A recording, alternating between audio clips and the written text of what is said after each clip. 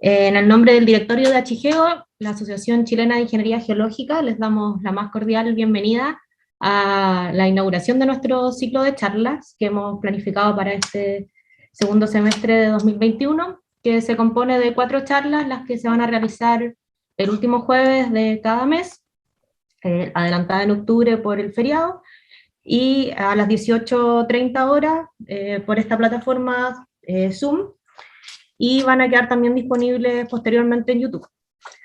Estas charlas principalmente en esta ocasión se concentran en la temática de remociones en masa, y es la primera actividad que realizamos abierta hacia la comunidad, más allá de nuestros socios. Para los que no nos conocen, somos una organización bastante nueva. La Asociación Chilena de Ingeniería Geológica se conformó el año 2019 y en 2020 pudimos realizar nuestra primera asamblea general y darle vigencia a nuestro directorio, el cual tengo el gusto de presidir. Y a través de, bueno, estas actividades dan cumplimiento a nuestros objetivos que buscan compartir y generar instancias de divulgación. Eso es parte de nuestro estatuto. Tenemos por finalidad promover, impulsar y coordinar la colaboración entre profesionales y científicos relacionados a la ingeniería geológica, la geología aplicada y disciplinas afines orientadas a la investigación, el estudio y la solución de problemas ingenieriles y ambientales que surgen como resultado de la interacción entre la geología y las obras y actividades humanas, incluyendo las amenazas geológicas. Actualmente tenemos del orden de 35 socios. Si alguno de ustedes se interesa por conformar esta asociación, puede visitar nuestra página web www.higeo.cl y encontrarán un enlace donde deben adjuntar su currículum y pedirle a 2 socios actuales que los patrocinen, entre los que pueden encontrar a Sergio, a mí, a Sofía Rebolledo, a Ivo Fusto, Rodrigo Raúl, que somos miembros del directorio, entre otros que están ahí en la fotografía, que fue nuestra única actividad presencial previa a la pandemia, cuando nos conformamos en la Municipalidad de Santiago. Así que bueno, sin ánimo de alargarme, doy la más cordial bienvenida y agradecidos de su interés el día de hoy, y le cedo la palabra a Ivo, que va a presentar a nuestro charlista invitado.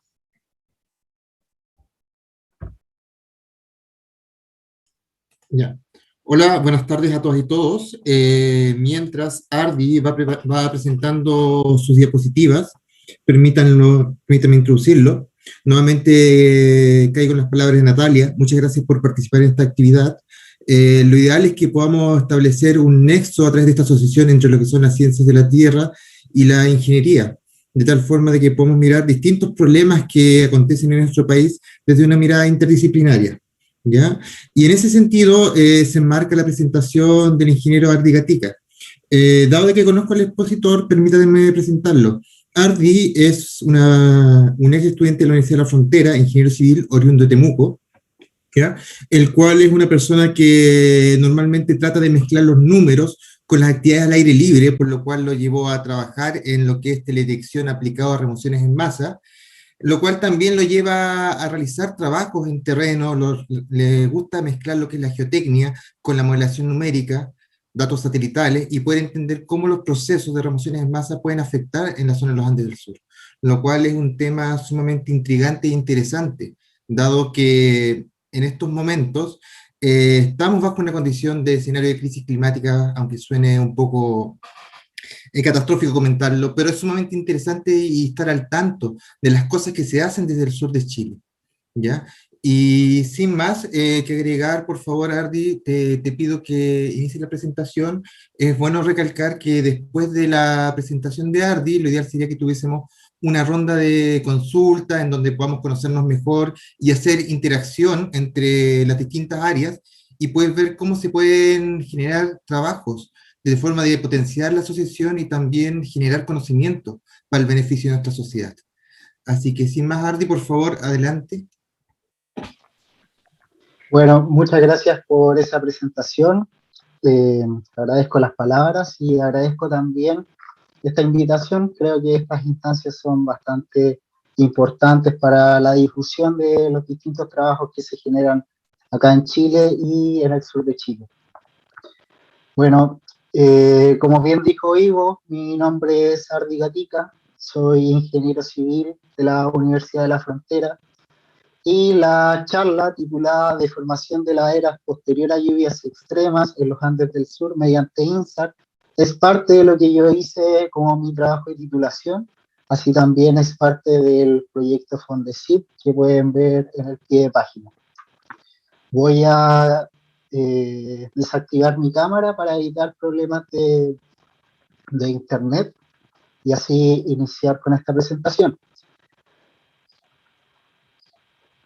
Bien, esta es la estructura de esta presentación y como introducción es importante mencionar lo que se entiende por fenómenos de remoción en masa o de inestabilidad de laderas.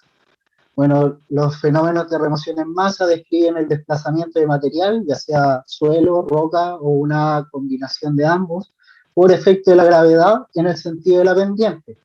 Esto significa un peligro latente para la población, ya que pueden provocar enormes daños tanto a la población como también a la infraestructura local. Dentro de los agentes que provocan estos fenómenos se pueden mencionar factores condicionantes y desencadenantes. Dentro de los primeros podemos mencionar características geológicas, geomorfológicas y geotécnicas, mientras que los factores desencadenantes podemos mencionar los sismos, erupciones volcánicas y eventos hidrometeorológicos. A lo largo de la cordillera de los Andes se presentan ambos tipos de factores, donde destaca la precipitación como un factor desencadenante. Esto según un estudio realizado por Martín Mergili y otros autores, donde mencionan que las precipitaciones tienen un efecto desencadenante mayor que los sismos en la región andina.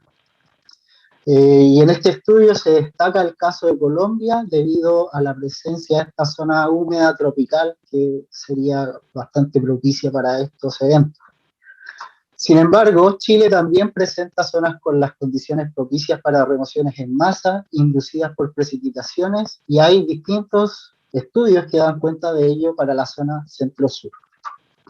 En este sentido, la zona austral de Chile conjuga la mayoría de los factores condicionantes y desencadenantes, y se presentan condiciones propicias para la ocurrencia de remociones en masa inducidas por precipitaciones extremas. En este sentido, se han registrado distintos eventos como los que se aprecian aquí en la figura 3, donde posterior a un evento extremo de precipitación se registra una remoción en masa importante. Sin embargo, se desconoce el comportamiento de estas zonas propicias frente a deformaciones lentas y el rol que cumplen las precipitaciones en dichas zonas propicias y en las deformaciones lentas. Por lo que surge la siguiente interrogante, que es cómo la precipitación condiciona las remociones en masa de la zona austral de Chile. Bueno, para responder esto, este trabajo abarca la siguiente hipótesis y objetivos. En primer lugar, la hipótesis de trabajo es que los eventos hidrometeorológicos extremos poseen un gran impacto en las tasas de deformación superficial de distintas laderas inestables en los Andes del Sur. El objetivo general es evaluar el impacto de estas precipitaciones extremas en las tasas de deformación de distintas laderas inestables en los Andes del Sur. Y para lograr esto, se propuso los siguientes objetivos específicos, los cuales son, en primer lugar, cuantificar las tasas de deformación activa asociados a procesos de remoción en masa o laderas inestables, luego caracterizar las laderas inestables según las tasas de deformación estimadas, y finalmente comprender la incidencia de un evento hidrometeorológico extremo en un proceso de remoción en masa o en la estabilidad de laderas. La zona de estudio propuesta para este trabajo comprende la región de los lagos de nuestro país y específicamente comprende la provincia de Palena. En esta provincia se proponen dos zonas de estudio, en primer lugar correspondiente a la comuna de Gualeguay, específicamente en los alrededores de Hornoquirén, como podemos ver aquí en este cuadro rojo. Y en segundo lugar se propone la comuna de Chaitén, específicamente los alrededores de Villa Santa Lucía y el lago Yelcho, como se logra ver aquí también en el cuadro rojo. De aquí en adelante me voy a referir a esta segunda zona de estudio como zona de Palena, ya que la zona de estudiada está cercana a la comuna de Palena. Para ambas zonas de estudio se describe un clima lluvioso, cálido, con influencias mediterráneas y con precipitaciones que pueden alcanzar o sobrepasar los 2.000 milímetros de precipitación anual. Respecto de la geología de ambas zonas de estudio, ambas zonas describen la presencia de rocas intrusivas del Cretácico inferior y del Mioceno, correspondientes a la unidad del batolito norpatagónico. Así también se pueden encontrar distintas secuencias sedimentarias como depósitos aluviales, coluviales, fluvio-glaciales y distintas remociones en masa del Pleistoceno-Holoceno. Además, ambas zonas presentan distintas secuencias volcánicas, como por ejemplo para la primera zona se registran secuencias cercanas a los volcanes Yate, Hornopirén y Apagado, mientras que para la segunda zona destaca la presencia de eventos asociados al Pleistoceno de los volcanes Yanteles, Cordón Yelcho, Chaitén, Michimahuida y Corcovado. Además, ambas zonas cuentan con la presencia de distintas fallas y lineamientos, como es el sistema de falla de Liquiñe-Oski y las fallas transversas de los Andes. La metodología empleada para este trabajo consta, en primer lugar, del cálculo de la deformación superficial de estas distintas laderas mediante el uso de la interferometría radar y la técnica de Persistent Scattered INSAR. Para esto se recopilaron datos de la plataforma satelital Sentinel-1, tanto en órbitas ascendentes como descendentes, para posteriormente calcular las tasas de deformación superficial y las series temporales de deformación. Posterior a esto, se realizó una corrección atmosférica de los resultados mediante el modelo GACUS para finalmente combinar los resultados de la órbita ascendente y descendente y generar modelos de velocidad vertical. Además, se recopilaron distintos estudios de las distintas zonas, así también referencias de estudios asociados a Persistent Scattered INSAR para remociones en masa, así también para distintos otros tipos de fenómenos, y para finalmente poder realizar un análisis de estas bibliografías y estos datos recopilados y compararlos con la deformación registrada mediante INSAR. Es importante señalar que este trabajo se realizó el año pasado, a comienzos de la pandemia, por lo que no fue posible hacer las campañas a terreno que estaban presupuestadas.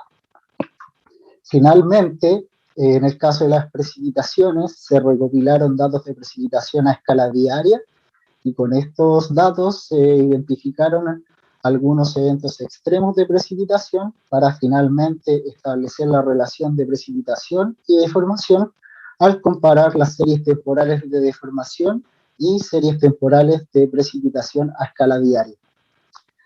Respecto a la metodología INSAR para el cálculo de la deformación superficial, esta metodología se basa en comparar dos adquisiciones de una misma zona en distintos tiempos, un tiempo t y un tiempo delta t. Si esta zona sufre alguna especie de deformación, esta deformación va a ser captada por el sensor mediante un cambio en la fase de la onda emitida desde el sensor hasta la superficie. Si estos cambios de fase nos permiten cuantificar la deformación, si es positiva, quiere decir que el terreno se está acercando al sensor, y si es negativa, quiere decir que el terreno o la superficie se está alejando del sensor. Por lo que es importante mencionar que la deformación y desplazamientos que se logran evidenciar con INSAR siempre son en el sentido de vista del sensor, en la línea de vista del sensor. Son de solo una dimensión. También es importante conocer cómo estos sensores captan la información que nos permite realizar el cálculo interferométrico. Como podemos ver en la figura 8, el radar, que está situado en la plataforma satelital, emite un pulso electromagnético hacia el terreno. Y este pulso electromagnético, al entrar en contacto con el terreno, es retrodispersado en distintas direcciones, para posteriormente ser captado nuevamente por la antena del sensor de radar de apertura sintética. Sin embargo, también es importante conocer qué significa un radar de apertura sintética. Para ello hay que ponernos en contexto. Imaginemos que estamos utilizando una imagen satelital de un radar de apertura sintética con una resolución, ejemplo, de 20 metros. Para que uno de estos sensores pueda tener esa resolución, la cual es bastante alta, sería necesaria una antena demasiado larga. O sea, estamos hablando de una antena de varios kilómetros, lo cual sería difícil de transportar en una plataforma satelital. Por lo que se procede a alargar la antena de forma virtual. Como se ve en la figura 9, el radar emite múltiples pulsos a medida que va pasando por su línea de trayectoria, en donde un píxel se forma mediante la suma coherente de las señales emitidas y recibidas en distintas posiciones de la plataforma satelital, lo que nos permite sintetizar en forma virtual la apertura de una antena más grande a lo que sería realmente. Y esto genera una antena de apertura sintética. A esto nos referimos cuando hablamos de apertura sintética. Es imposible hablar de interferometría radar sin mostrar un interferograma, por lo que esta imagen nos muestra el interferograma asociado al terremoto del 27 de febrero de 2010. Esto es lo que se obtiene al comparar dos adquisiciones de un radar de apertura sintética en distintos tiempos. En este caso, se utilizó una imagen del 10 de abril de 2008 y del 1 de marzo de 2010. Una adquisición antes del sismo y otra adquisición después de este terremoto. ¿Ok? Entonces, lo que nos muestra este interferograma en varios colores es la deformación asociada a este evento, donde podemos ver varios ciclos que se componen en esta imagen, o varios pasos desde un color hacia otro, y cada uno de estos ciclos, o franjas, o fringes, como se puede leer en distintos papers, indican un paso de deformación que en este caso es de 11.8 centímetros a lo largo de la línea de vista entre el satélite y el terreno. Lo que podemos observar de un interferograma de este estilo, en este caso, son dos focos de deformación principalmente, uno en este sector cercano a Concepción y otro en este sector cercano a la localidad de Constitución.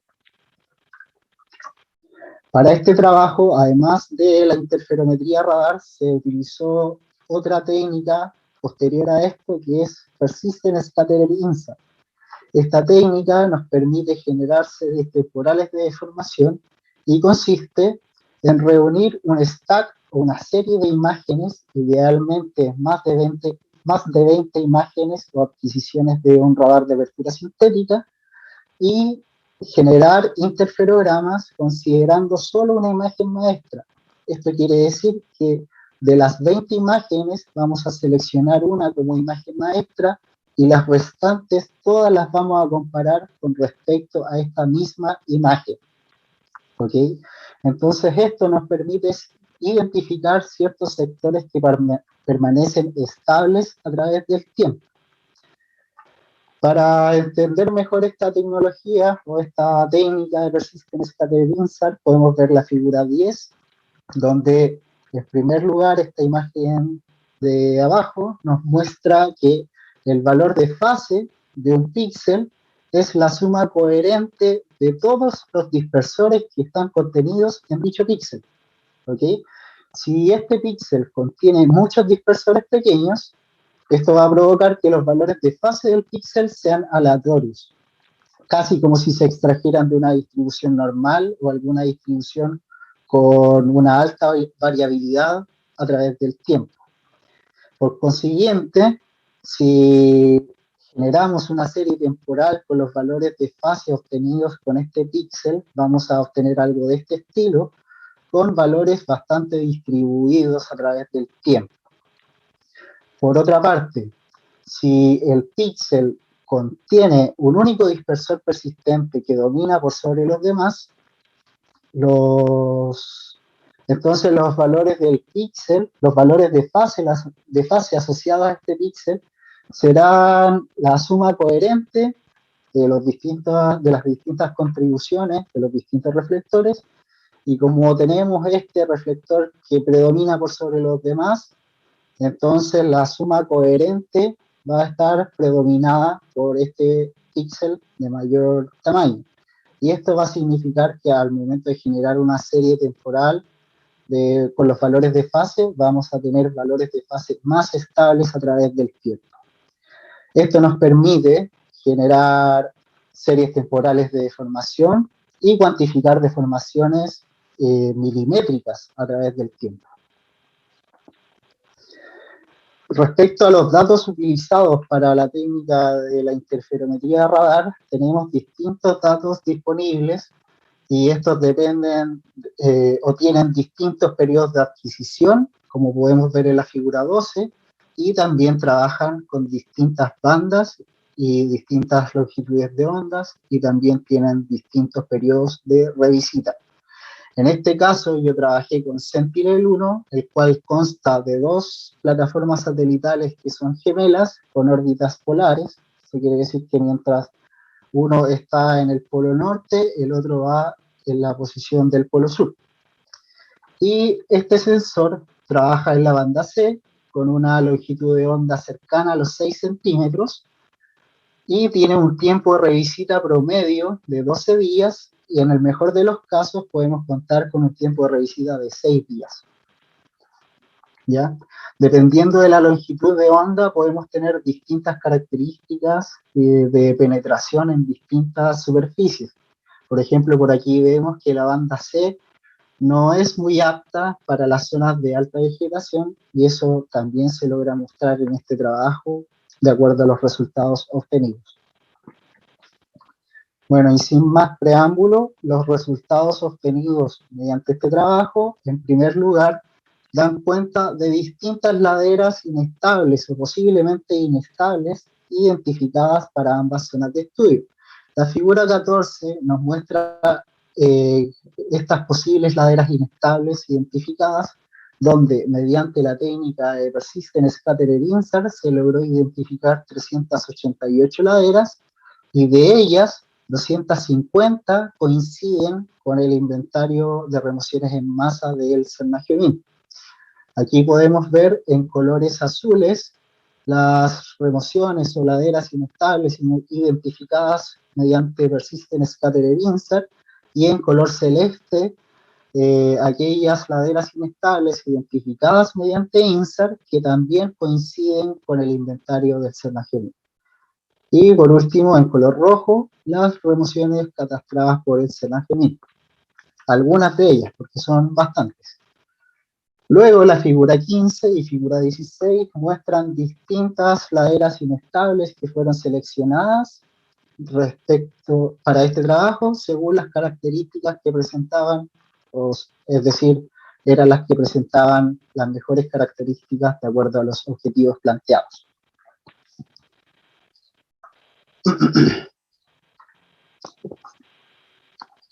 Bueno, al obtener los resultados y los resultados asociados a las órbitas ascendentes y descendentes, dichos resultados fueron combinados para generar modelos de deformación vertical, como los que se muestran en esta diapositiva.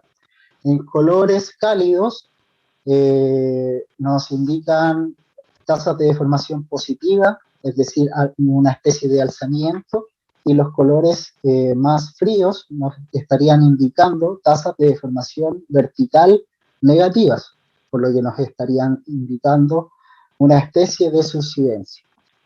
¿Ok? Entonces, el resumen de estos modelos de velocidad vertical se muestra en la figura 18 para la primera zona de estudio correspondiente a la zona de Gualeguay, donde tenemos 4 remociones o 4 laderas inestables estudiadas y los valores generados por el modelo de velocidad vertical mostrados anteriormente se describen en esta figura, donde podemos ver cómo se distribuyen estos valores y para efectos de este estudio se selecciona la mediana como valor representativo para cada ladera estudiada. Esto se puede resumir y se ve el resumen en la tabla 1, donde podemos destacar en primer lugar las laderas correspondientes a REM 1 y REM 2, debido a que son las que abarcan un mayor área.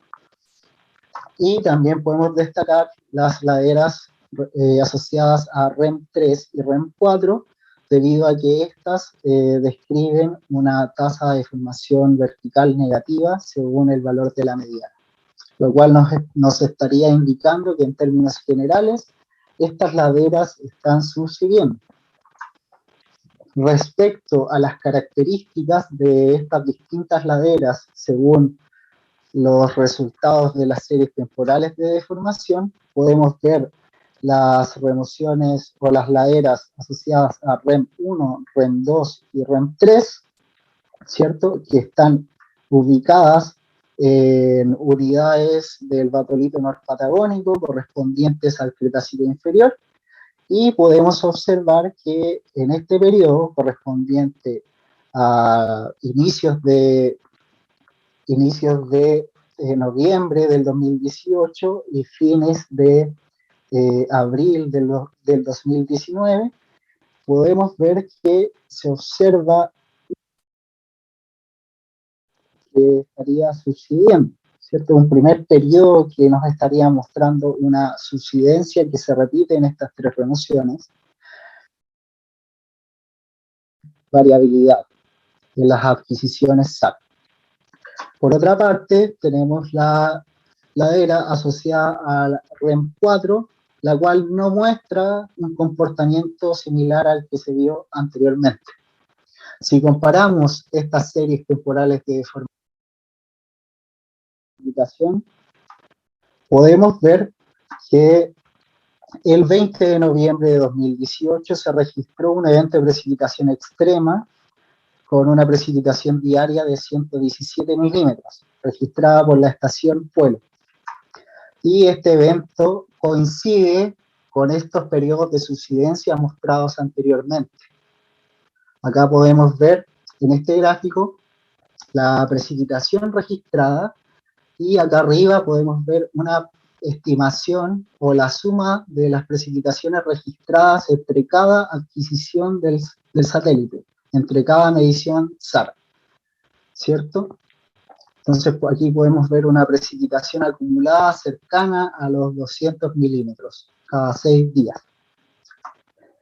Luego, para efectos de este trabajo, se estimó la tasa de deformación asociada a este evento de precipitación con un ajuste de curva lineal, y la tabla 3 nos muestra los resultados de dichos ajustes, donde destaca en primer lugar la ladera asociada a REM 3, la cual tuvo el mejor ajuste de curva para esta zona de estudio y para este evento.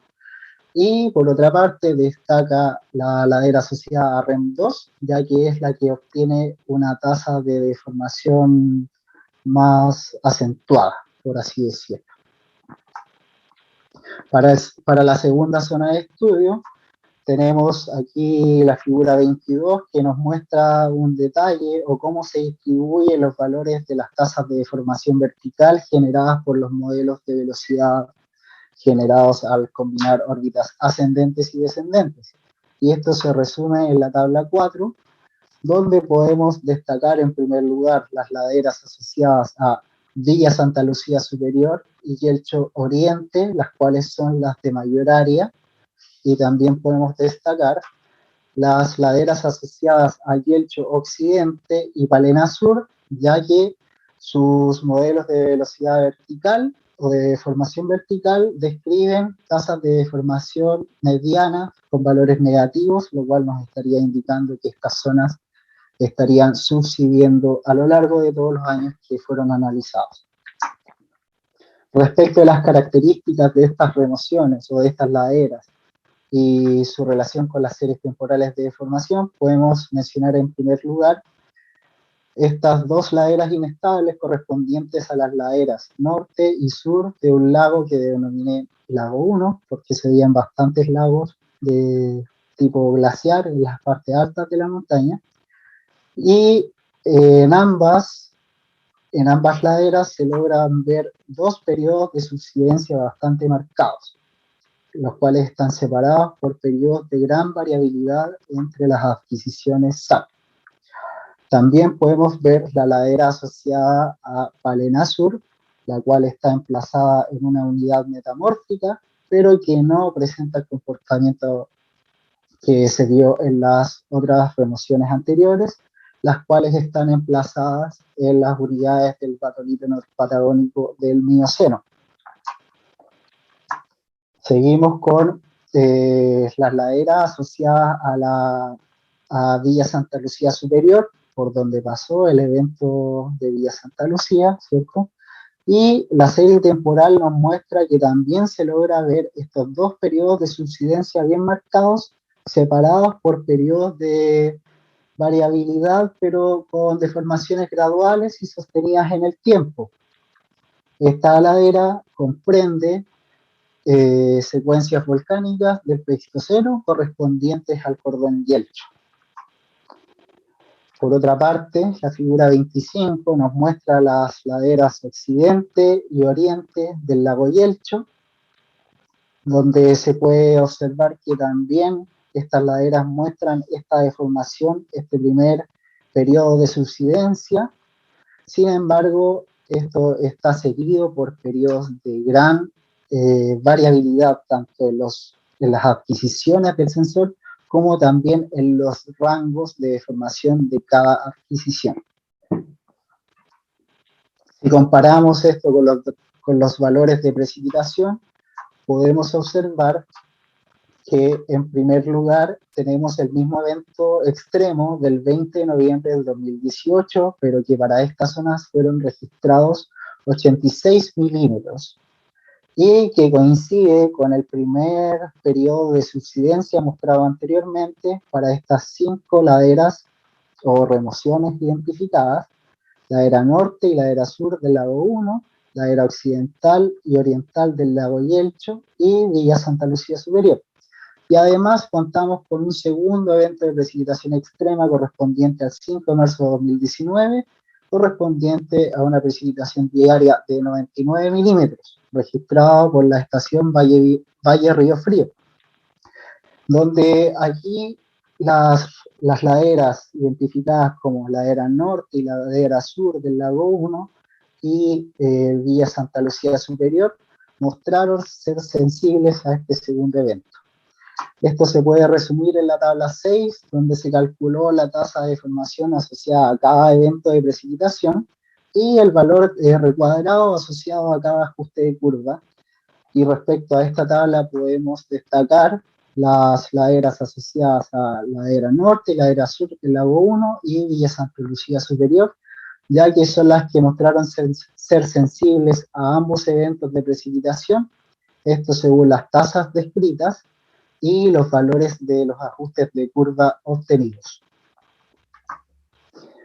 Las discusiones que dejan estos resultados, en primer lugar, están de acuerdo a las tasas de deformación. Podemos mencionar que el 60% de las tasas de deformación obtenidas por los modelos de velocidad vertical, al combinar órbita ascendente y descendente, nos estarían indicando un alzamiento. Esto podría estar relacionado con la baja sensibilidad que presentó, en este caso, la órbita descendente, al momento de captar las señales de deformación en ambas zonas de estudio, lo cual podría provocar que estas tasas calculadas estén siendo subestimadas. Además, surge algo interesante con respecto a las laderas asociadas a REM 2 y Palena Sur, como podemos ver acá en la figura 28. Estos modelos de velocidad vertical describen una sección superior con tasas de deformación negativa, y una sección inferior con tasas de deformación positiva en la componente vertical, por lo que nos estaría indicando que estas zonas superiores estarían colapsando o subsidiendo, y este material que está siendo colapsado o que está subsidiendo se estaría depositando en la parte baja de estas laderas. Comportamiento bastante interesante de ver mediante esta metodología. Por otra parte, respecto a las características de las remociones, podemos mencionar 5 grandes características en ambas zonas de estudio. En primer lugar, ambas zonas están dominadas por la presencia del batolito norpatagónico, correspondientes a unidades del Mioceno y del Cretácico inferior. Además, el sistema de falla de Likimirovsky experimenta esfuerzos transpresionales, los cuales podrían estar debilitando de cierta forma las unidades rocosas presentes. Por otra parte, la presencia de la zona volcánica sur a lo largo del sistema de falla de Likimirovsky da indicios de la estrecha relación que comparten entre sí. En este sentido, ambas zonas han sido sobreyacidas por distintos depósitos cuaternarios de sistemas volcánicos asociados a la zona volcánica sur, donde hay distintos estudios de depósitos de tefra que dan cuenta de ello, lo cual podría generar un ambiente propicio para la inestabilidad de laderas y para generar procesos de remoción en masa. Finalmente, la ubicación de las distintas laderas inestables o remociones estudiadas en este trabajo podría estar relacionado con las características de la deformación vistas en las distintas series temporales de deformación.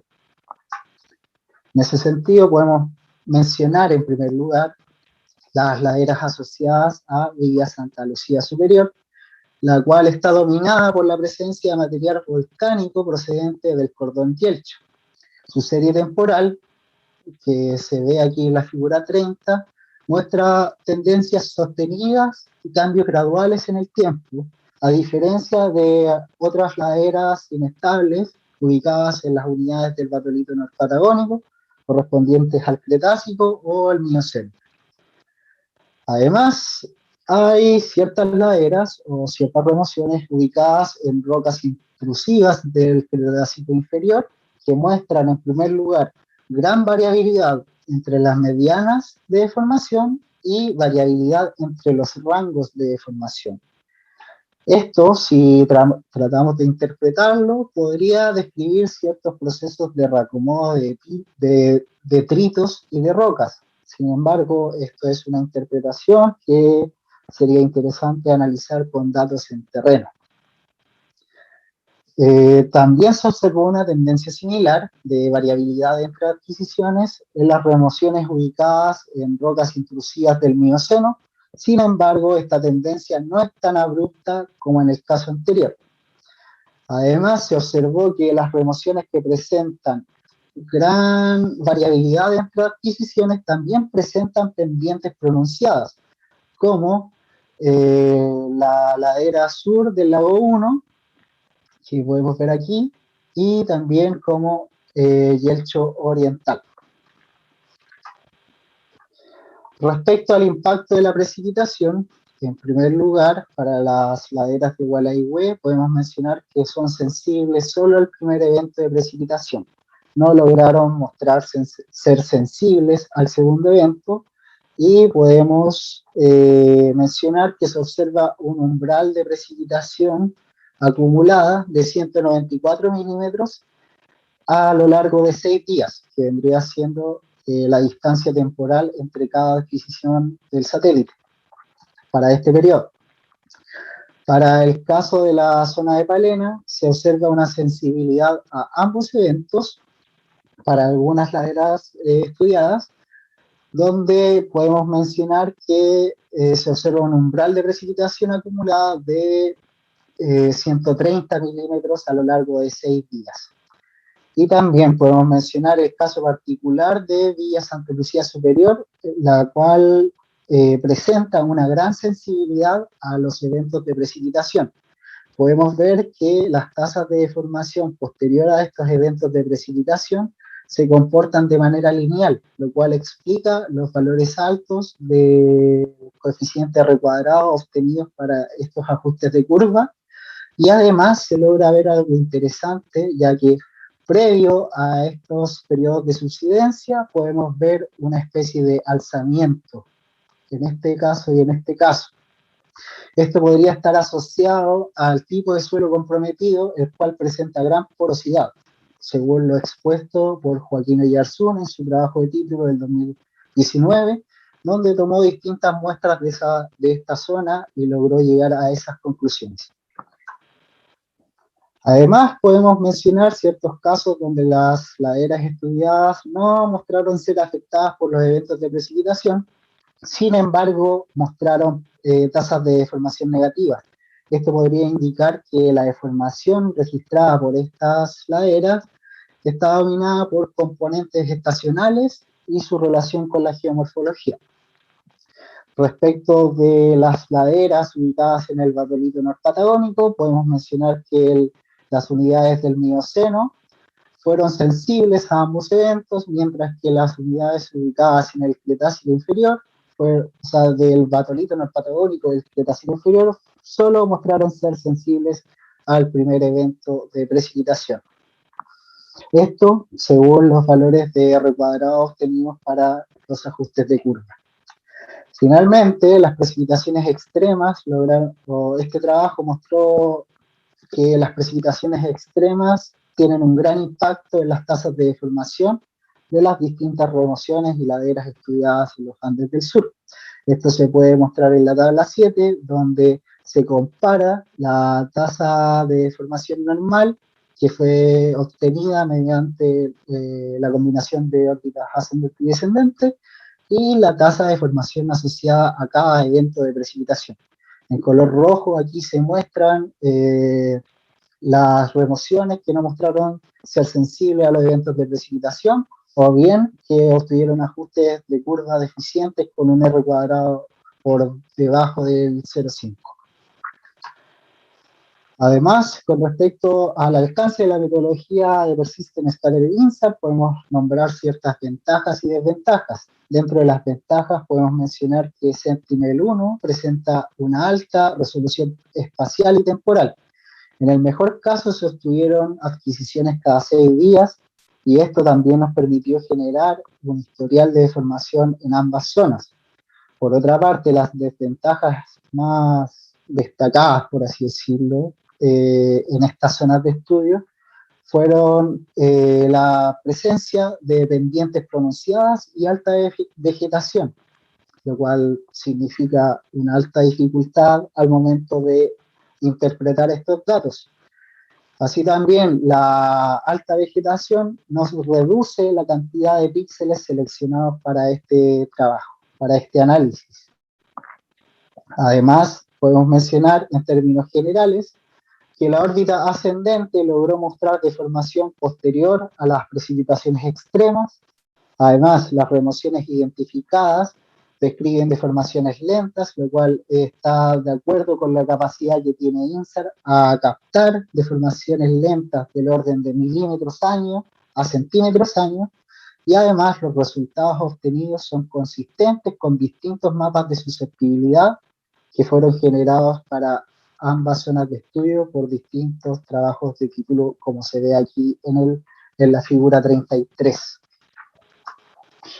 Finalmente, las conclusiones que deja este trabajo, en primer lugar, es que las precipitaciones tienen un gran impacto en la deformación de distintas laderas inestables y remociones en masa de los Andes del Sur, con un impacto promedio del 1100% en las laderas estudiadas.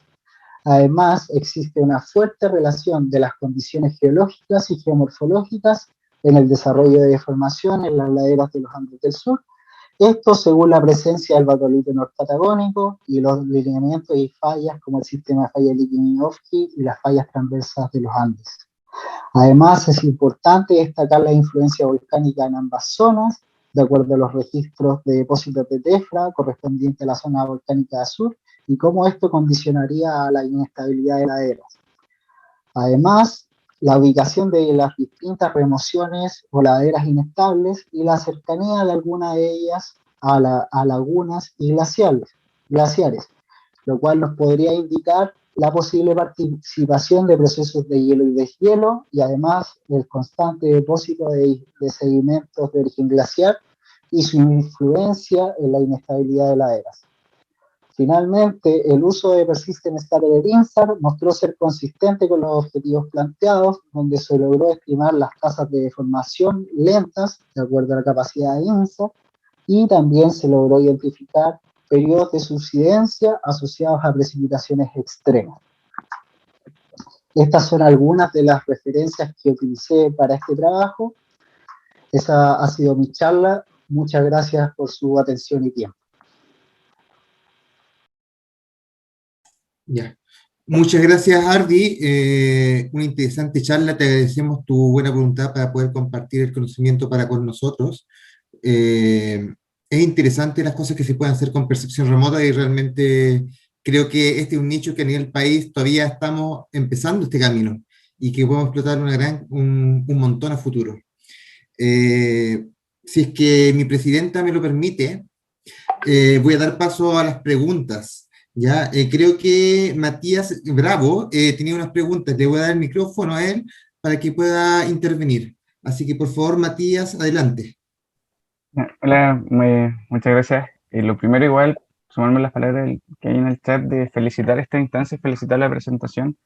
Yo creo que con mis compañeros que estudiamos Ingeniería Civil Geológica en las distintas universidades de Chile, estábamos esperando esta instancia de esta asociación chilena tras el fallido seminario por factores externos, pero llevándolo un poco ahora a la temática de la presentación y las preguntas, yo en relación a los resultados que se obtuvieron, quería preguntar cuál sería el siguiente paso, porque si bien concuerdan los procesos de remoción con algunos mapas de susceptibilidad, y estos están cercanos a zonas de laguna o entradas de mar, ¿qué habría que hacer después? ¿Buscar un estudio en particular para esas laderas?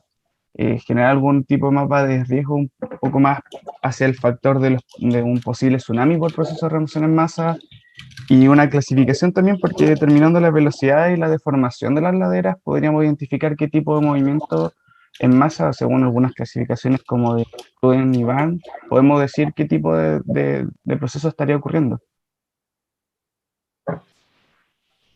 Bueno, efectivamente se pueden hacer muchas cosas con esta metodología. En el caso de este trabajo, estábamos enfocados en evidenciar o evaluar el impacto de la precipitación en distintas laderas, por lo que ese era el enfoque principal. Sin embargo, esta metodología se puede utilizar para actualizar inventarios de remociones en masa o para mapear otras que no han podido ser identificadas. Y bueno, dentro de las ventajas que tiene esta técnica es poder estudiar ciertas zonas de forma remota, sin la necesidad de visitar estas zonas que a veces son de difícil acceso. Dentro de las cosas que se pueden hacer posterior a esto, por ejemplo, podríamos seguir analizando algunas de estas remociones y ver sus deformaciones tanto verticales como horizontales, si es posible, aunque en general INSAR no muestra muy buena capacidad en las deformaciones horizontales, pero la deformación vertical es bastante buena. Entonces podríamos revisar o analizar, por ejemplo, los modelos de velocidad que se generaron en este trabajo y tratar de clasificar estas velocidades y ver qué tipo de remociones están describiendo, ¿cierto? De acuerdo a cómo se distribuyen estas tasas de deformación. Por ejemplo, en el caso de esta ladera correspondiente a Villa Santa Lucía Superior, podemos ver secciones que están colapsando y que luego se están acumulando, y así sucesivamente, lo cual nos podría indicar cierto tipo de remoción. Lo cual también una vez discutimos hace poco con Ivo. Cosas así se pueden generar, también otros estudios donde puedes analizar la superficie de falla para ciertas remociones, como las remociones rotacionales y compararlos con datos in situ, con parámetros geotécnicos y así abarcar de una forma más integral estos estudios. En mi caso, por efectos de la pandemia, no pudimos ir a los terrenos planificados para este estudio, por lo que tuvimos que apoyarnos bastante de la literatura y de distintos estudios hechos en estas zonas de estudio. Pero lo ideal es combinar tanto la interferometría de radar y este trabajo remoto con datos in situ para generar un estudio más sólido, más integral. Perfecto.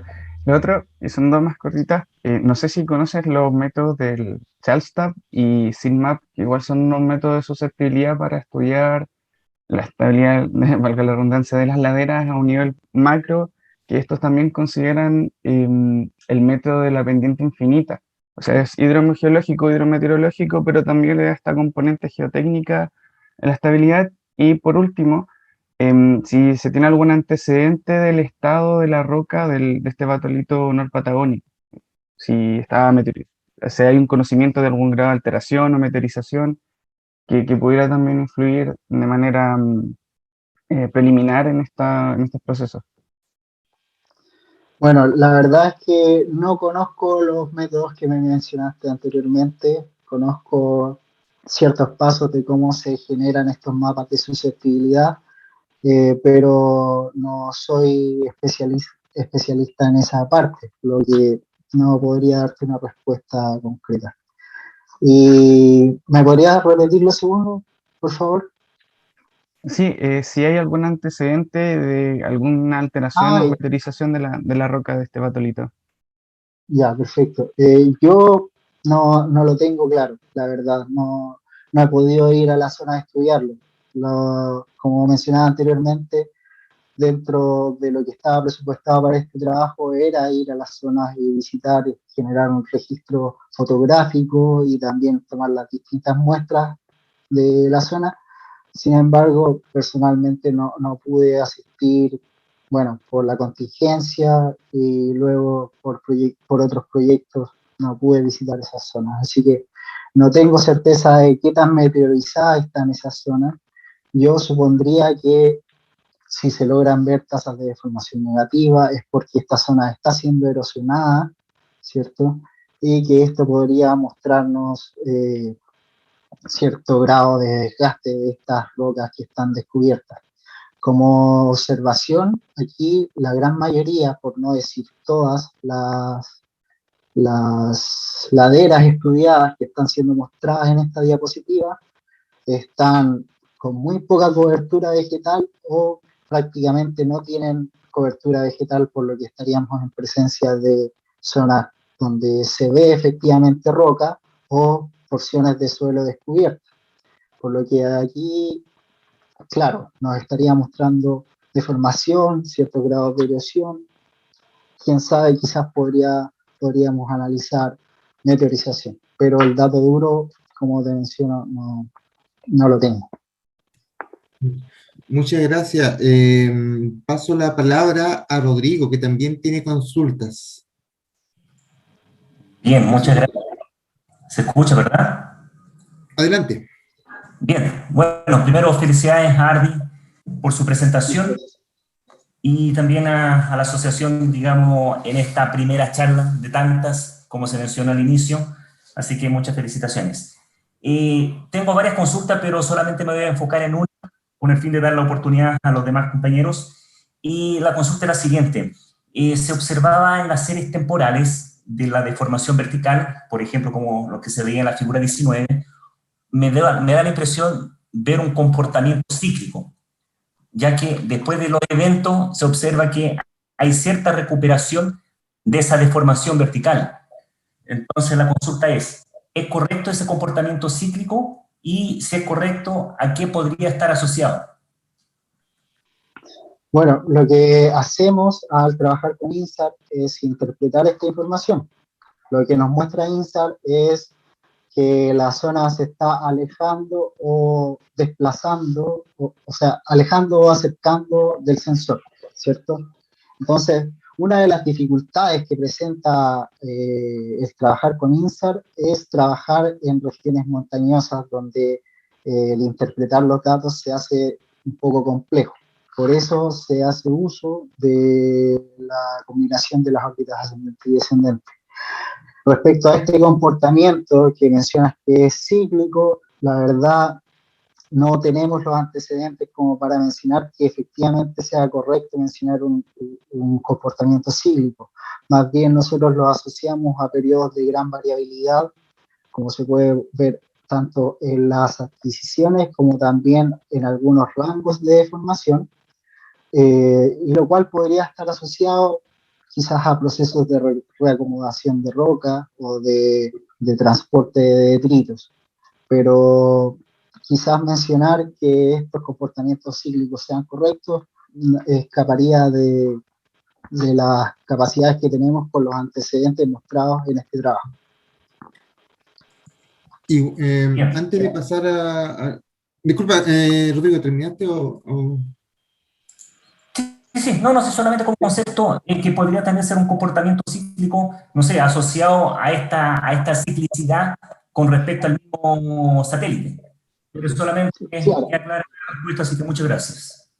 Solamente como para dar otro punto de vista también, hay que pensar que en zonas de topografía compleja, especialmente en los Andes del Sur, el contenido de agua es muy variable en la atmósfera. Y normalmente el INSAR no le gusta el agua en la atmósfera, porque tiende a entregar a veces señales de una falsa deformación, que es como ejemplo lo que encontró Remy el año 2015, respecto a la deformación del volcán Yaima, en donde gran parte de la deformación asociada por INSAR a la erupción del Yaima el 2008 fue explicada netamente como contenido de agua en la atmósfera. Entonces, de repente, no es, ese tipo de cosas tienen que tomarse en cuenta. Por eso, de repente, la ciclicidad que comentaba Ricardo se tiene que estudiar con detalle y lamentablemente falta el dato duro. Perfecto, muchas gracias. Después, creo que Pedro estaba en fila para consultar.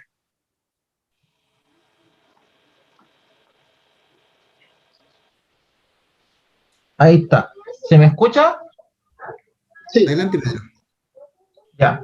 Bueno, ahí en el chat puse las preguntas para acordarme. Porque, bueno, la primera pregunta, bueno, para poder usar la herramienta de ese Persistent Scatterer, ¿se utilizó el ENVI o si existe alguna alternativa, digamos, para el alcance del bolsillo de uno?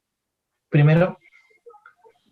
Bueno, en este caso, yo utilicé la rutina de Snap to Stamps que relaciona el software desarrollado por la ESA, Snap, y también la rutina de Stamps, desarrollada por el doctor Andrew Hooper, la cual consta de script en MATLAB.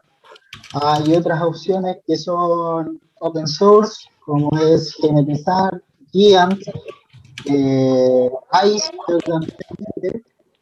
y hay una rutina que salió hace poco que se llama MintPy, pero que estas, bueno, MintPy y Giant, no sé si tienen implementado Persistent Scatterer INSAR, pero tienen el método SBAS, que también sirve para otras aplicaciones. Para el caso de remociones en masa, yo no estoy seguro, nunca lo he utilizado, pero hay distintos estudios que también logran mostrar resultados consistentes. Esas son las alternativas que yo manejo hasta el momento. No, súper, qué bueno saber, claro, que existen opciones de poder desarrollar esa herramienta, que es súper buena para el tema de las deformaciones, y es que se trabaja muy bien. Lo otro, no me quedó muy claro, a lo mejor lo explicaste en la presentación, pero no lo capté bien, eso de la variabilidad de los desplazamientos verticales, porque vi que tenían los gráficos ahí distintos, así como que tomabas todos los puntos del Persistent Scatterer y con eso ahí como que tratabas de establecer algún tipo de tendencia. ¿Cómo definió eso? Aquí en los modelos de velocidad vertical. Uh-huh. ¿Sí? Ah, ya, acá. Bueno, aquí tomé todos los valores contenidos en cada uno de estos polígonos, ¿cierto? Cada uno de estos píxeles me muestra un valor de deformación. Y bueno, para efectos de este trabajo yo necesitaba un solo valor. Entonces se escogió como valor representativo la mediana en cada uno de estos polígonos. Entonces aquí podemos ver cómo se distribuyen los valores en cada remoción, de acuerdo a los valores ofrecidos por este modelo de velocidad, ¿cierto? Y Ujú. podemos ver cómo se distribuyen y la mediana de deformación. Para este trabajo yo escogí la mediana porque pensé que era más apropiada y más representativa que utilizar un promedio. Perfecto. Ya, es así. Ya, perfecto. No, será como para entender un poco. Lo otro que, bueno, los Sentinel, claro, tienen órbita ascendente, descendente. Yo pensaba que ambas no se podían mezclar, porque no sé, por el efecto de mezclar peras con manzanas. Pero al parecer tú pudiste utilizar esa herramienta. Y bueno, quería consultar, porque bueno, con todo lo que hablaste sobre la metodología INSAT, me imagino que sabes lo que hace. Entonces, ¿funciona bien hacer eso? ¿O hay que tener algún Claro, cuidado? sí, lo que pasa es que hablamos de combinar órbitas ascendentes y descendentes, sin embargo, realicé todo un procesamiento solo con la órbita ascendente, otro procesamiento solo con la órbita descendente y los resultados se combinaron. Entonces, al tener dos ángulos de vista distintos, uno de la órbita ascendente y otro de la órbita descendente, ya perdemos el problema principal, uno de los problemas principales de INSAR, que nos muestra la deformación solo en el sentido de la línea de vista del sensor. O sea, la deformación que muestra INSAR es de una sola dimensión. Al combinar los resultados de ambas órbitas, podemos generar o estimar las deformaciones en las tres componentes, vertical y horizontales. Pero claro, no es que estemos combinando peras con manzanas, sino que estamos utilizando la información de cada órbita. Los resultados de la órbita ascendente con sus datos de ángulo de vista del sensor, con el ángulo del heading o la dirección de la plataforma satelital y también con los datos correspondientes de la órbita descendente. Así podemos combinar dos ángulos de vista distintos y solucionar este problema geométrico. Ya. No sé si yo más claro ahora. Sí, no, o sea, esto es bien denso técnicamente, o sea, meterse toda en la física detrás de esto, pero claro, no es que hayan mezclado unas con otras, sino que procesaste Claro, un tipo, otro tipo, y después, claro, ahí la contrastaste. Ya. claro, los resultados fueron contrastados. Ujú. Y lo último, bueno, pensando, no sé, en trabajos que le toca a uno que a veces tiene que como buscar remociones en masa, quería consultar un poco cómo ha sido la experiencia de utilizar, bueno, esta imagen SAR para encontrar remociones en lugares que, claro, geográficamente son muy lejanos y que uno difícilmente podría acceder en terreno. ¿Alguna precaución especial? No sé, por ejemplo, apoyarse en una imagen óptica por si hubo una nevada el día anterior o cosas por el estilo. ¿Cómo ha sido Claro, la experiencia bueno, de hacer inventario de remociones en masa? Básicamente. la, la experiencia, bueno, es bastante complicado porque hay que estar analizando estos resultados, ¿cierto? Y a veces los resultados generan una nube de puntos bastante densas, pero que en ciertas partes están acumulados, en otras zonas están bastante dispersos, por lo que hay que estar casi analizando con lupa. Ahora, esto también se puede programar y hay distintos criterios que se pueden aplicar, ¿cierto? Para identificar ciertas zonas con deformación activa. Y hay distintos papers que dan cuenta de esto, ¿ya? Ujú. Pero en términos generales, mi experiencia ha sido bastante enriquecedora porque uno logra ver, ¿cierto?, las dificultades que tiene INSAR, sobre todo al trabajar aquí en los Andes del Sur, donde tenemos una topografía bien compleja y también bastante cobertura vegetal. En ese sentido, claro, dentro de las cosas que he podido analizar es que la topografía toma un rol esencial. Yo últimamente he estado generando ciertas capas a través de DEMS o modelos de elevación digital que me muestren cómo es el relieve y esta capa, utilizo otra capa generalmente de imaginería satelital o una imagen óptica ya sea de Google Satélite o alguna otra adquisición, que me logre mostrar a grandes rasgos cómo es el terreno, dónde hay vegetación, dónde hay rocas. Entonces así puedo ver el sentido de las pendientes y ver que estos valores que me muestra INSAR sean coherentes, ¿cierto? Y también las zonas de vegetación donde probablemente voy a tener píxeles con resultados, pero en una densidad mucho menor que en las zonas que están libres de vegetación. Entonces, en ese sentido, es súper útil combinar todas las herramientas que nos ofrece la percepción remota. Modelos de elevación digital, generar mapas de relieve, no sé, pues, mapas de sombras, mapas de pendientes, mapas de aspecto que me muestren hacia dónde están orientadas las laderas, etc. Se puede hacer uso de muchas herramientas. Claro, no es solo, claro, como tomar la información del INSAR, sino que, claro, o sea, tomar todo tipo de otras imágenes, como bien dice, relieves, pendientes, orientaciones, imágenes ópticas, y ahí usar como un poco el criterio de uno para definir qué sería remoción y qué no. Claro, por eso también hago hincapié, o hice hincapié, no solo centrarse en remociones, sino que en laderas inestables, porque eso sería lo que nos está mostrando INSAR. Cierta inestabilidad en algunas laderas y que en algunos casos coincide con remociones en masa que ya fueron registradas. Ahora, respecto a lo que mencionabas tú del invierno, acá podemos ver cómo se distribuyen las imágenes que yo utilicé para las series temporales. Como puedes ver, estas imágenes están agrupadas en ciertos periodos de tiempo. Se pregunta por qué, y esto es porque se omitieron las imágenes de invierno.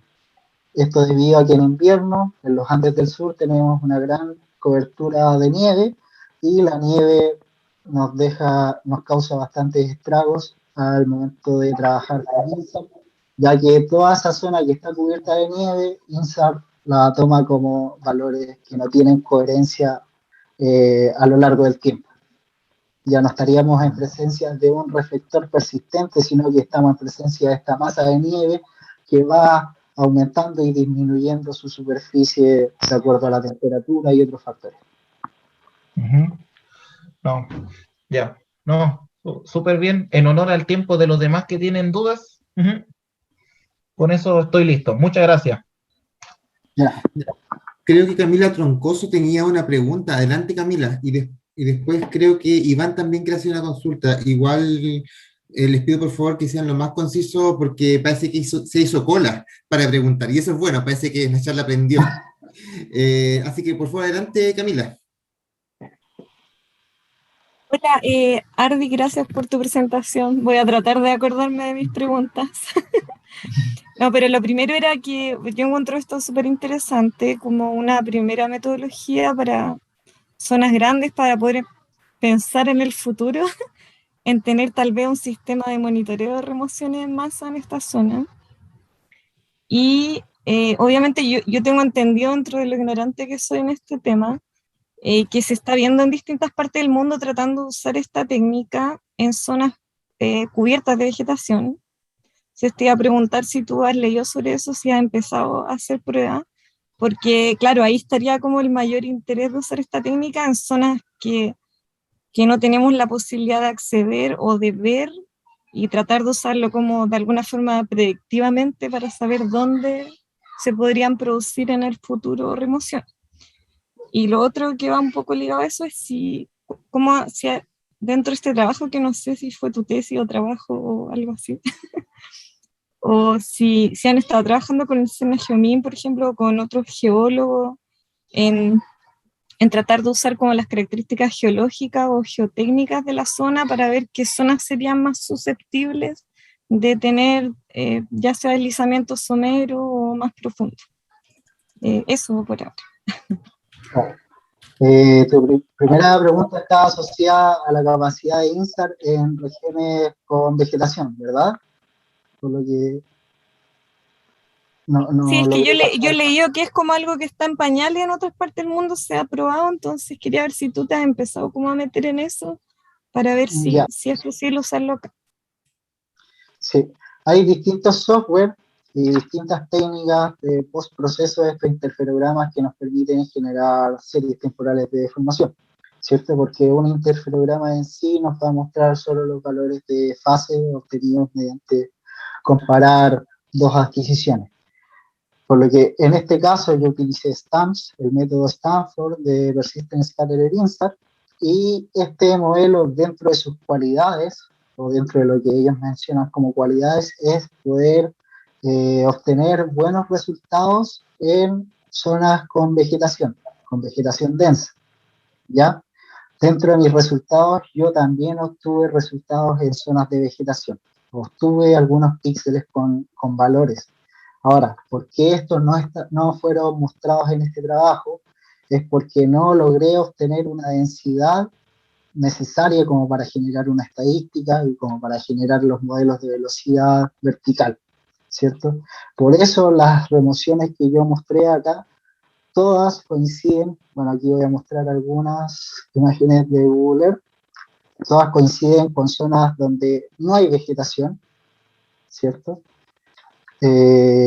Porque esas zonas presentaron una muy buena densidad de píxeles para generar una estadística, para generar los modelos de velocidad y hacer estos análisis, para tener un estudio consistente y robusto con la información necesaria. Pero sí, obtuve resultados en zonas vegetadas, resultados coherentes. Por ejemplo, aquí al comparar con el inventario de Sernagemin, acá, hubieron muchas de estas remociones donde yo obtuve datos que coincidían con la ubicación de las remociones del inventario Sernagemin, sin embargo no tenían una densidad de píxeles consistente como para hacer un análisis más detallado. Sin embargo, INSAR sí demuestra zonas que se están deformando en zonas con alta vegetación, al menos la técnica que yo utilicé ahora. Entonces, como conclusión, sí se logran, al menos yo en mi experiencia, logré obtener resultados en zonas con alta vegetación. Hay ciertos parámetros que pueden modificar en pos de obtener más píxeles, pero que sean menos estables en el tiempo, por lo que ahí estarías asignándole un error un poco más alto a tus mediciones, pero quizás para ver tendencias generales puede ser útil, ¿ok? Yo pienso que tal vez uno... Ah, perdón, te interrumpí.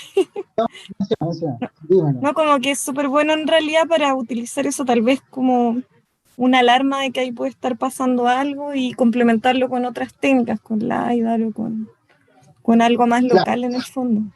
Así se podría usar tal vez. Claro, o sea, en esta misma línea de este trabajo sería interesante analizar más remociones o más laderas inestables de este mismo tipo y ver cómo se comportan los umbrales de precipitación. Es decir, bueno, si observamos una precipitación acumulada a lo largo de, no sé, 6 días de tantos milímetros de agua, esto podría provocar una deformación importante, ¿cierto? Cosas de ese estilo. Mientras mayor sea el inventario que tengamos, mayor información tengamos, va a ser un estudio más consistente y más robusto. Ahora, no sé cuál era tu segunda consulta, no recuerdo bien. No quiero quitar mucho tiempo, pero era no sé en qué está marcado tu trabajo, si es como fue una tesis o es dentro del trabajo que realizas permanentemente, pero si has trabajado con geólogo, con el Sernagemin para usar en el fondo las características geológicas y geotécnicas para saber dónde también serían más susceptibles de ocurrir cosas, como no los depósitos que ya existen, sino que dónde podrían ocurrir en el futuro. Claro. No he trabajado con el Sernagemin. He estado trabajando en proyectos de investigación de forma independiente o aparte, por ejemplo con Ivo. Sin embargo, claro, no hemos tenido esos datos. Sería interesante trabajar con Sernagemin, ¿cierto? E implementar esta técnica para el catastro y actualización de inventarios o para identificar nuevas remociones, cosas de ese estilo, y también para generar ciertos modelos de predicción. Claro, como mencionaba, este trabajo está enmarcado en mi trabajo de título. Yo presenté el año pasado, ¿cierto? A fines de septiembre. Y también este estudio es parte del Fondesit que podemos ver aquí abajito, el cual busca estudiar distintas remociones en masa inducidas por precipitaciones extremas en los Andes del Sur y en Sudamérica, ¿cierto? Así que más o menos eso es el enfoque. Personalmente, como te mencionaba, no he trabajado con los datos del Senagiomin, pero sí pude comparar el inventario que tenía Senagiomin en los portales web con esta técnica para mostrar más o menos cuáles son las capacidades de INSAR y qué es lo que podemos hacer con esta técnica. Muchas gracias, Ardi. Iván Morales tiene una consulta también. ¿Me escucho? Hola. Adelante. Primero, muchas gracias por la presentación.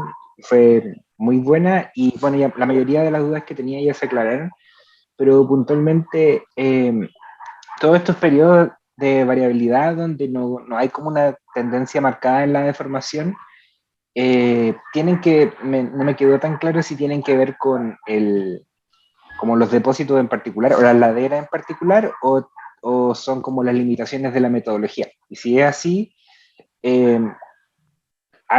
¿cuáles son como las estrategias que la misma metodología permite para evitar este tipo de periodos donde no se observan, por ejemplo, las tendencias de formación que se esperaría que se observaran, por ejemplo, con un evento de extremas precipitaciones?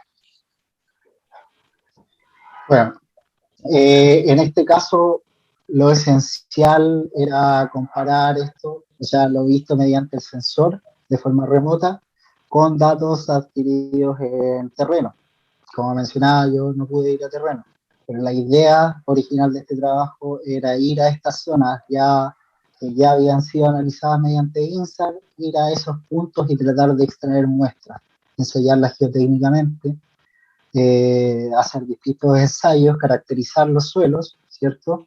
Ver sus componentes de porosidad, distintos parámetros, ver o analizar ciertos componentes volcánicos, si es que fuera posible, y de acuerdo a eso establecer una relación con las series temporales de deformación. En este caso, solo pudimos relacionar los eventos de precipitación. No tenemos la cantidad de input necesario como para afirmar efectivamente este periodo de gran variabilidad se debe a esto. No tenemos, o al menos en este trabajo yo no cuento con esos datos, pero puedo hacer algunas interpretaciones de acuerdo a lo que recopilé de acuerdo a las bibliografías, ¿cierto? Por eso una de las interpretaciones que deja este trabajo es que en esta unidad geológica correspondiente al batolito norpatagónico, específicamente a la unidad del Mioceno, del Cretácico inferior, esto quizás podría estar relacionado con el reacomodo de rocas o reacomodo de distintos detritos de distintos tamaños. ¿Ok? Pero aquí está la importancia de contar con datos in situ y compararlos con los registrados por INSA. ¿Ya? No recuerdo más de tu pregunta, si me puedes actualizar, por favor. No, sé que si consideraba que si era un problema metodológico en este caso y que no, que lo respondiste. Claro.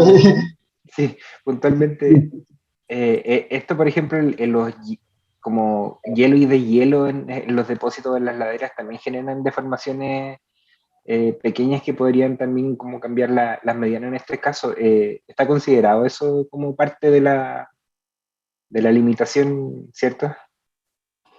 Es parte como de las interpretaciones que nos dejan algunas series temporales, porque claro, ciertas laderas están ubicadas cercanas a glaciares o glaciares en retroceso o lagunas glaciares, ¿cierto? Como lo es, a ver, deja buscar acá.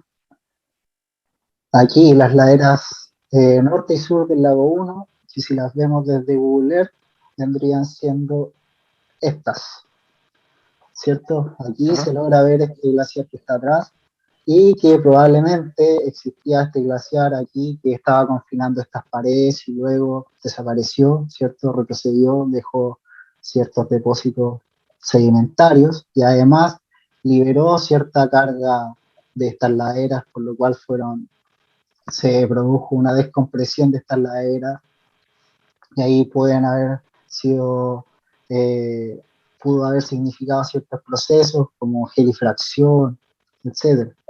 En sí, no podemos afirmar efectivamente que la serie temporal de deformación muestre estos procesos, pero sí los tenemos en cuenta. Podemos mencionar que quizás la deformación registrada también puede ser causada por efectos de gelifracción o de fractura de rocas producto del hielo y deshielo o procesos relacionados, pero que quizás la deformación en sí no nos muestra este proceso de hielo y deshielo, sino que nos muestra las consecuencias. Por ejemplo, producto del hielo y deshielo, esta parte superior de la ladera estaría colapsando, se estarían desprendiendo rocas que rodarían y se estarían depositando en esta zona. Cosas de ese estilo. Pero así como asegurar en la serie temporal esta alza o esta subsidencia está asociada a un ciclo de hielo y deshielo, nos faltan más inputs, como por ejemplo datos de temperatura en esa zona o datos de humedad, etc. O quizás generar un modelo para esa zona y modelar este tipo de comportamientos. Muchas gracias. Muchas gracias. José María creo que también tiene una consulta. Hay harta gente todavía en cola, así que pido por favor que sean lo más cortas las preguntas en honor al tiempo. ¿Qué tal? Buenas tardes. Sí, seguro. Bueno, mira, ahora disculpa, no estuve al inicio de tu presentación, pero bueno, yo estoy realizando mi trabajo de grados justamente sobre interferometría diferencial y vengo aplicando pues la clásica, interferometría diferencial clásica en SNAP y lo que es la metodología PS-INSAR, pero en SAR-PROS. Mi pregunta va pues al punto del DINSAR, ¿no? He tenido algunas, no fallos, sino incongruencias de acuerdo al desplazamiento.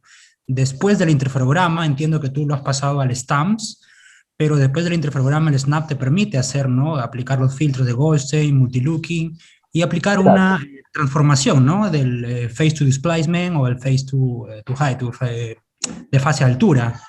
Y ahí pues me muestran unas incongruencias de acuerdo a la magnitud de los desplazamientos que se tienen en terreno. No sé si tú me puedes dar de repente algunos alcances sobre cómo mejorar esos resultados de repente del DINSAR, porque en los PS-INSAR, en el SAR-PROS, pues es un poquito más robusto, ¿no? De repente la metodología, y sí me muestra, pero en el DINSAR clásico aplicado en SNAP específicamente, no he notado ese grado de detalle, de repente me está faltando algo, o hay algo que ignoro, ¿no? Entonces, me gustaría tu punto de vista tal vez en ese aspecto. Gracias. Bueno, respecto a la interferometría diferencial, claro, ahí también dependemos en gran medida del modelo de elevación digital que estamos utilizando. Quizás eso podría ser un input importante, aunque no creo que sea como decisivo, pero sí quizás podría modificar tus resultados.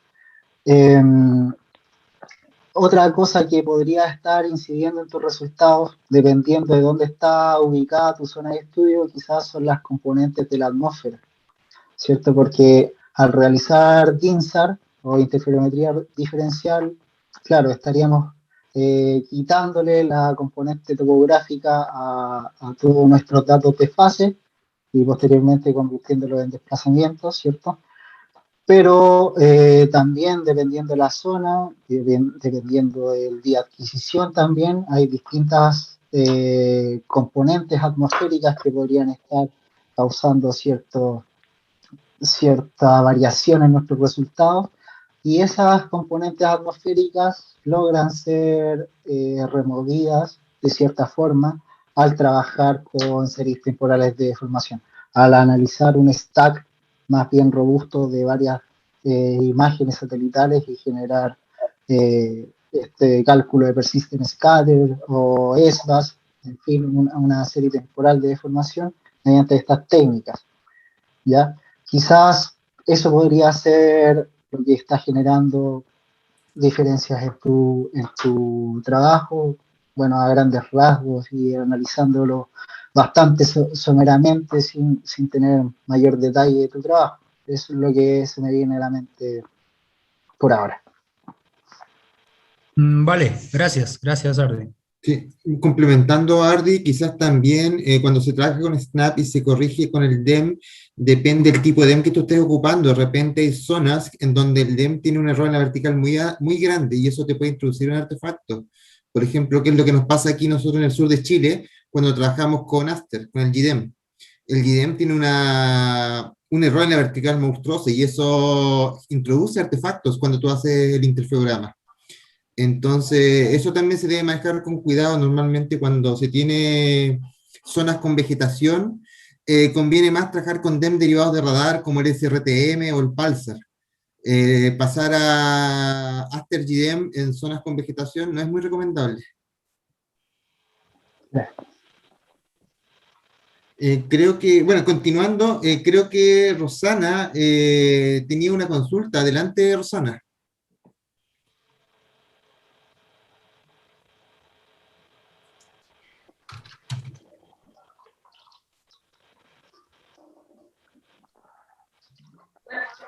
Sí, mira, muchas gracias por tu presentación, me encontré demasiado genial y me interesaría que pudieras ayudarme con las tecnologías de código abierto que se pueden ocupar. Eso es cortito porque no soy experta en la materia, pero me encantó mucho tu presentación. Bueno, yo personalmente trabajo con esta rutina, ¿cierto? Con Snap, mediante Snap to Stamps, que es una serie de códigos Python de libre acceso, ¿ya? Que nos facilitan la confección de interferogramas para el cálculo de los persistent scatterers mediante Stamps.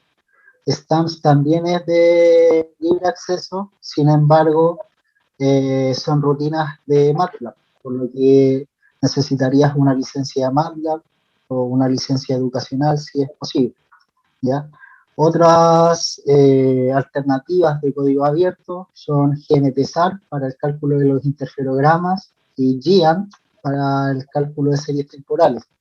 GIANT trabaja con SBAS y NSBAS y otro método, no recuerdo bien, pero no creo que no trabaja con persistent scattering. Ahora hay ciertas ventajas y desventajas de trabajar con un método y con otro, ahí de acuerdo al tipo de estudio que estés realizando, ¿ya?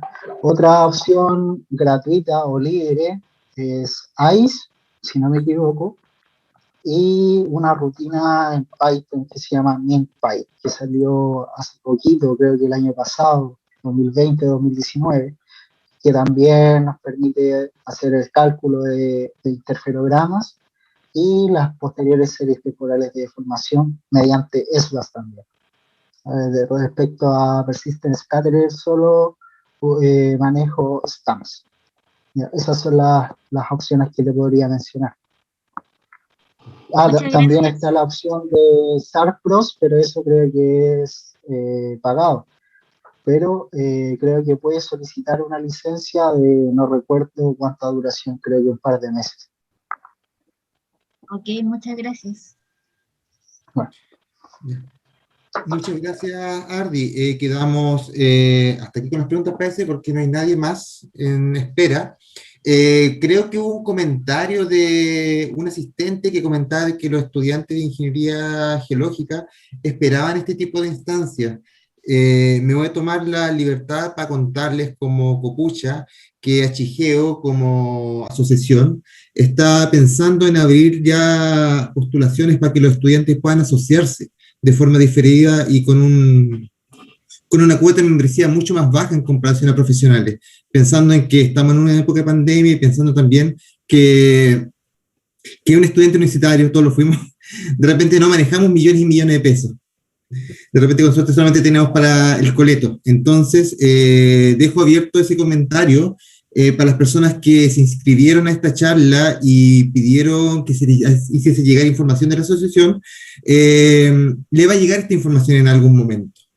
¿Ya? No sé si hay alguien más que tenga alguna consulta para ir cerrando.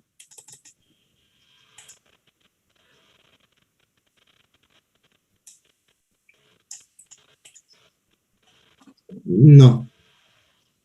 Ya, bueno, estimadas y estimados, de partida, muchas gracias a todas las personas que vinieron el día de hoy. Muchas gracias por quedarse hasta esta hora. Entiendo que son las 8 de la noche en Chile. Es una hora que realmente ya todas las neuronas no están